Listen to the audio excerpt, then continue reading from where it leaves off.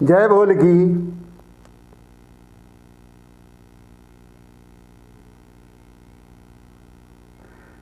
यह प्रस्तुति हमारे रिसर्च की नहीं बल्कि हमने सतयुग ईमान कायम करने के लिए आज तक कितने प्रयास किए हैं, अपने समाजी ज्ञान से हम आज उसका प्रमाणित विवरण प्रस्तुत कर रहे हैं।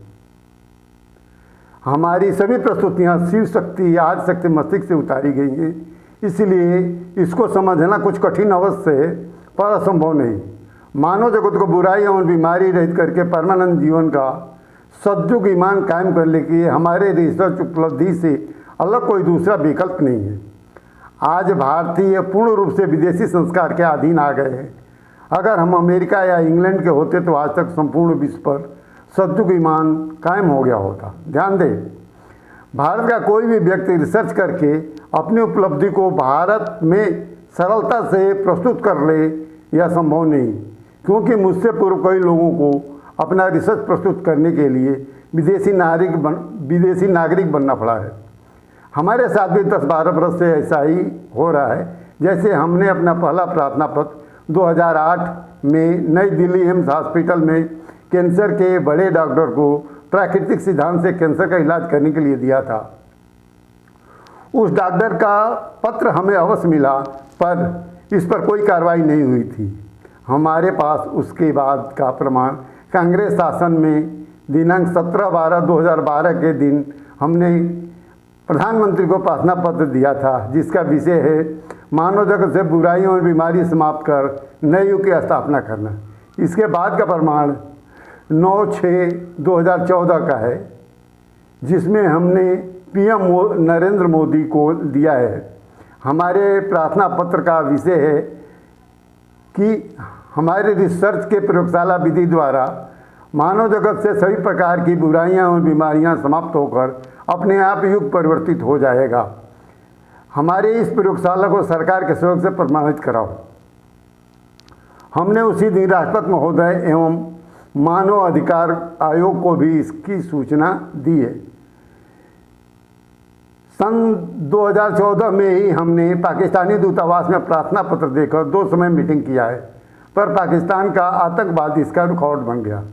इसके बाद दिनांक 21/9/2015 को हमने पुनः प्रधानमंत्री नरेंद्र मोदी को प्रार्थना पत्र दिया है, जिसका विषय है कि हमारे रिसर्च के प्रयोगशाला विधि से पूरा विश्व एक देश बन जाएगा। कृपया भारत सरकार के सहयोग से हमारे प्रयोगशाला विधि को प्रमाणित कराएं। हमने इसके लिए दिनांक 1/10/2015 को मानव अधिकार आयोग को भी सूचित किया है। इसके बाद का प्रमाण दिनांक 13/2/2017 को गृह मंत्री को दिया गया प्रार्थना पत्र है, जिसका विषय है वैज्ञानिक सिद्धांत से ईमान कायम करके संपूर्ण मानव जगत से इस्लामी आतंकवाद समाप्त करना। हमने इसकी सूचना प्रधानमंत्री एवं राष्ट्रपति को भी दिया है। इसके बाद हमने अपने रिसर्च उपलब्धि को प्रत्यक्ष करने के लिए भारत सरकार को पार्टी बनाकर दिल्ली हाई कोर्ट में याचिका लगाया, जिसका हमने खुद पैरवी किया था। वह याचिका दिनांक 25/9/2017 को खारिज हो गई थी। इसके बाद सन 2019 में हमने राष्ट्रीय मस्तिष्क रिसर्च सेंटर मानेसर गुड़गांव के निदेशक श्री नीरज जैन को प्रार्थना पत्र देकर मिला।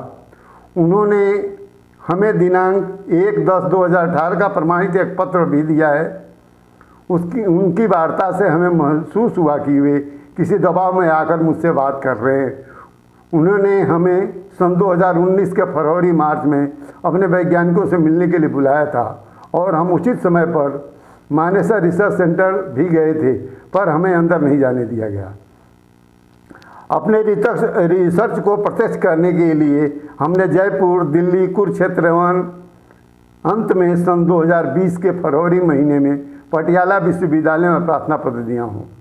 इसके पूर्व में हमने पलवल, हरियाणा में 2 बार पत्रकार सम्मेलन किया, दिल्ली में 1 बार पत्रकार सम्मेलन किया, जिसका प्रमाण हमारे इसी चैनल की पहली प्रस्तुति है। 2016 में मुंबई में 1 बार पत्रकार सम्मेलन किया, जो मराठी चैनल से प्रस्तुत हुआ था। यूट्यूब के सर्च में बिजली न डालें तो वह आ जाएगा। एक समय बनारस एवं लखनऊ में भी पत्रकार सम्मेलन किया हूँ। इससे हमें प्रमाणित तरह से ज्ञात हो गया है कि इस पापी कलयुग को सद्युग कहने वाले लोग योजनाबद्ध तरह से हमारे रिसर्च उपलब्धि को सार्वजनिक होने से रोक रहे हैं, क्योंकि वे नहीं चाहते हैं कि भारतीय कभी जीवन के उजाले में आए।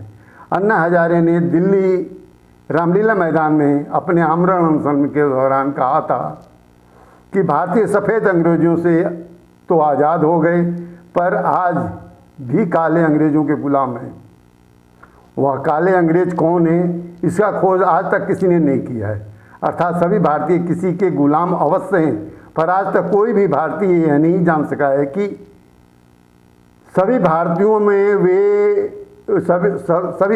में से वह कौन सा समूह है जिन्होंने भारतीयों को गुलाम बनाया है। अतः आज भारतीय स्वेच्छा से हमारी रिसर्च उपलब्धि को मानेंगे तो ठीक है, नहीं तो कल घनघोर विपत्ति में आने पर मजबूर होकर मानना पड़ेगा। जैसे कि चीन, अमेरिका, रूस, इंग्लैंड आदि देश के सामने भारतीय अपना दुम हिलाते हैं।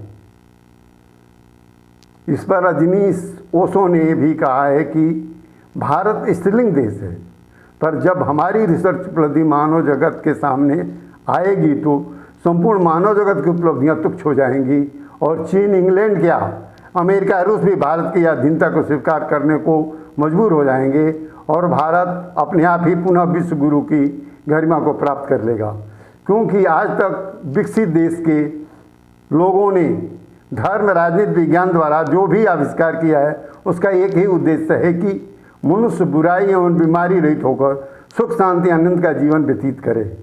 पर दिन प्रतिदिन बुराइयां और बीमारियां जटिल होती आई हैं और मनुष्य आज आवश्यकता से अधिक उत्तेजित होकर अशांत हो गया है। आज तक मनुष्य के पास बुराई एवं बीमारी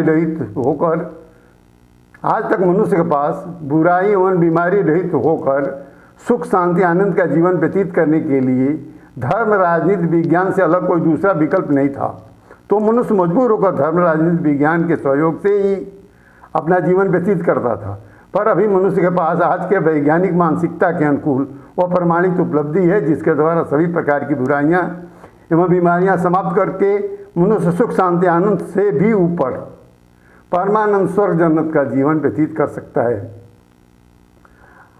हमारी 9वीं प्रस्तुति में सद्युग की स्थापना किस सिद्धांत से हुई थी, इसका आंखों देखा हाल आप सुन चुके हैं और आज पुनः बुराई और बीमारी रहित होकर मनुष्य परमानंद जीवन कैसे व्यतीत करेगा, हम इसका भी प्रमाणित विवरण प्रस्तुत कर चुके हैं। इसलिए कोई भी भारतीय अपने सरकार से उम्मीद नहीं रखे कि भारत सरकार भारतीयों के जीवन से बुराइयां एवं बीमारियां समाप्त करके सुख, शांति, आनंद का जीवन प्रदान करना चाहती है।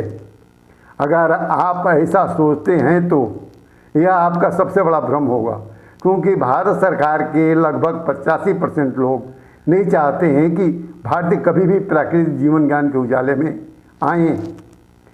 जैसे कि हमने आज से लगभग 10 वर्ष पूर्व एक बड़े पार्टी के नेता जो कभी उत्तर प्रदेश के गवर्नर रह चुके हैं, उनसे हमने पार्टी के दिल्ली ऑफिस में जाकर वार्ता किया था कि मनुष्य एक प्राकृतिक प्राणी है।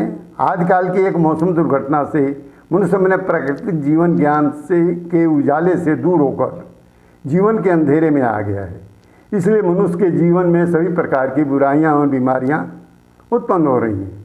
वो नेताजी हमारी पूरी वार्ता भी नहीं सुने और कहने लगे कि आप सभी भारतीयों को जीवन के उजाले में लाना चाहते हैं तो हम एवं हमारी पार्टी आपके साथ नहीं है।